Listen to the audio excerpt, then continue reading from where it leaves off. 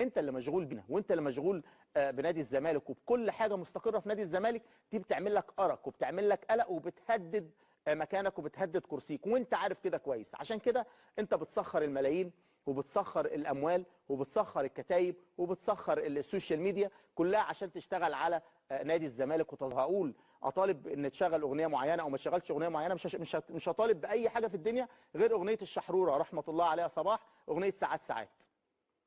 بدندن كده يعني بستكيف وانا بسمعها. الاغنيه دي لما بتشتغل بتضايق اصحابي معينين، الاغنيه دي لما بتشتغل في ناس بتشغلها وترقص عليها بتبقى فرحانه، بيعمل لهم والله العظيم بيعمل لهم قلق.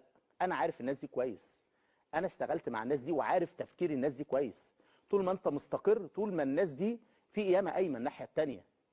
صدقني انا والله العظيم احسن واحد يكلمك عنهم واحسن واحد عارف طريقه شغلهم للظلم.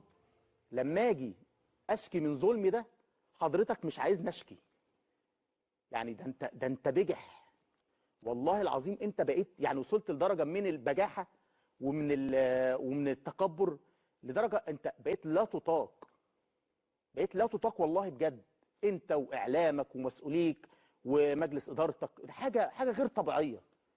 انت كمان يعني انا مظلوم والاسماعيلي مظلوم ومش عايزنا حتى يعني عايزنا كمان سياسه تفويه يعني تكميم الافواه ده ان احنا نشتغل عشان حضرتك تفضل اخطف واجري وانتش واجري وتبقى مبسوط وفرحان واحنا نتظلم وما نقولش حتى ان احنا مظلومين.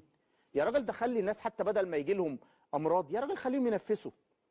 لكن انت ببجاحتك وببجاحه اعلامك وببجاحه لجانك مستكتر علينا حتى على الناس، على نادي زي الاسماعيلي ولا نادي زي المصري ولا نادي زي الزمالك ان هو يقول حتى ان انا مظلوم. يعني ايه البجاحه دي؟ والله العظيم دي بجاحه بجد. لو في لفظ يعني انا بحاول انتقي الالفاظ والله، بس هي ما فيش اكتر من كده.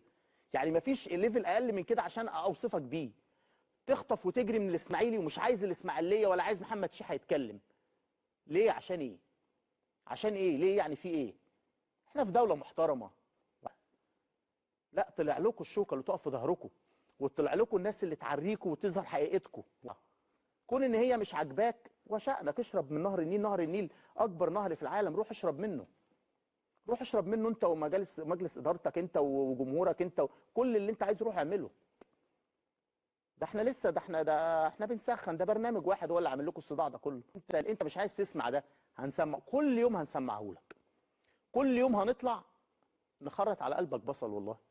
كل يوم هنكشفكم قدام نفسكم انتوا وكتايبكم وصفحاتكم المأجوره والشغل اللي بتشتغلوه ده. الحاجات دي بتعمل لكم هس بتخليكم وانتوا قاعدين على كراسيكم قاعدين بتترعشوا.